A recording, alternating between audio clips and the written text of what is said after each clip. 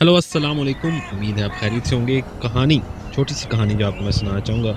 ये कहानी American motivational speaker zig ज़िगलैर अपने अक्सर सेमिनार में सुनाया करते थे। तो ये कहानी वहाँ से ली गई है।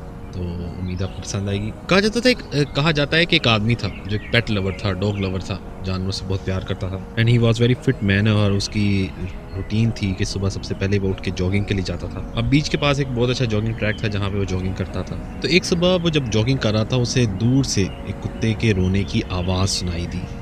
अब since he is a dog lover तो उसे के दिल में एम्पैथी फील हुई कि ये कहाँ से आवाज़ आ रही है।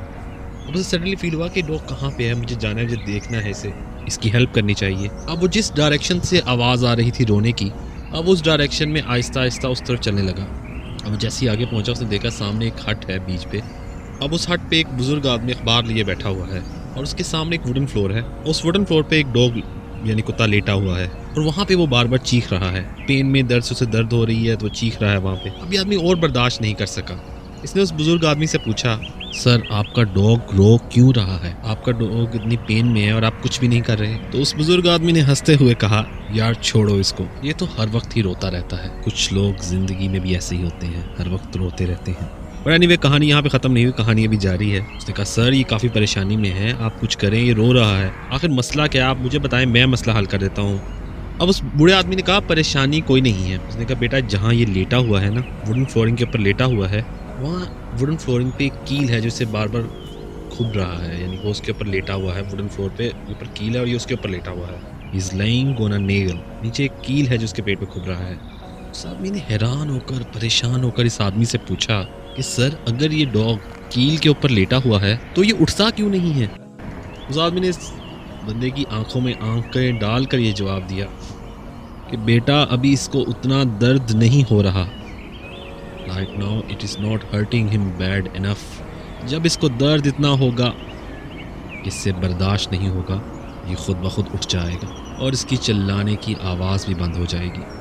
दोस्तों मेरा मानना है ज़िंदगी में हम भी कई बार ऐसे ही जीते हैं, अपने इश्यूज़, अपने प्रॉब्लम्स के बारे में कंप्लेन करते रहते हैं, वाइन करते रहते हैं, आवाज़ें निकालते रहते हैं और हमें पता है कि प्रॉब्लम क्या है, कील खुबा हुआ है हमें, पर हम उठने की हिम्मत नहीं करते क्योंकि हम वेट कर रहे हैं कि दर्द इतना हो कि मुझसे बर्दाश्त ना कर पाए और फिर मैं उठूँ, then I will take action. अक्सर मैं आप सबको कहता हूँ कि फिट एंड हेल्थी रहें, एक्सरसाइज करें, खुश रहें, अपने आप पर तवज्जो दें। यानी पर लोगों का ख्याल होता है कि जी हमारे पास वक्त नहीं है, हम नहीं कर सकते, वक्त ही तो नहीं है हमारे। यानी अगर आप एक्सरसाइज के लिए अपने पास, आपके लिए अपने पास टाइम नहीं है, अपने जिस्म के लिए टाइम नहीं है, तो फिर कब टाइम होगा? अगर उन्हें, मैं अक्सर कहता हूँ कि अगर आपको आज पता चल जाए कि if you don't exercise you will face some certain problems, health issues, तो फिर आप क्या करेंगे?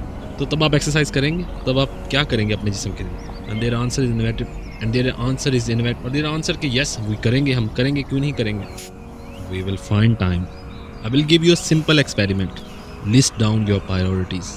Priority number 1, priority number 2, 3, 4. आपकी प्रायोरिटी से आपको पता चल सकता है कि आप अपनी ज़िंदगी कैसे गुजार रहे हैं। जिस शख्स की नंबर 1 प्रायोरिटी हेल्थ होगी और नंबर 2 प्रायोरिटी फैमिली होगी या लर्निंग एंड डेवलपमेंट होगी, दोस्तों वो ये काम करने का वक्त निकाल लेगा और बाकी सब उस कुत्ते की तरह आवाज़ें निकालते चिल्लाते रहेंगे कि हमारे साथ ये हो गया। Because they learn to play the victim.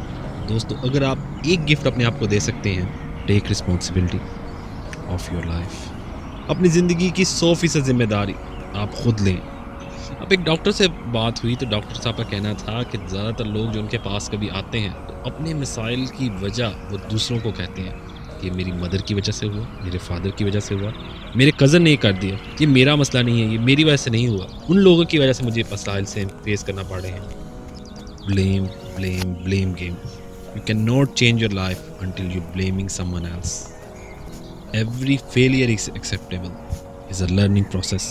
But जिस फेलियर में आप ये बोलें किसी और ने मुझे धक्का लगाया, ये किसी और की वजह से हुआ, वो फेलियर एक्सेप्टेबल नहीं है। Learn to take charge of your life and stop complaining.